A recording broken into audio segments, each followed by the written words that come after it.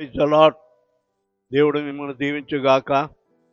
ఈ దినం వాగ్దానము, నీ చింత యావత్తు ఆయన మీద వేయుడి. 1 పేతురు పత్రిక 5వ అధ్యాయం 7వ వచనం. ఈ వాగ్దానము నీ విషయమై, నీవు ఏ చింతలో ఉన్నావో, ఏ బాధలో ఉన్నావో, ఏ కష్టములో ఉన్నావో, ఏ సమస్య నిన్ను వెంటాడుతుందో, నీ చింత యావత్తు ఆయన మీద వేయి. ఆయన నీ కొరకు చింతిస్తూ ఉన్నాడు. ఈ వాగ్దానం నీ వెనుకలో ఆశీర్వదించుగాక. ఆమేన్.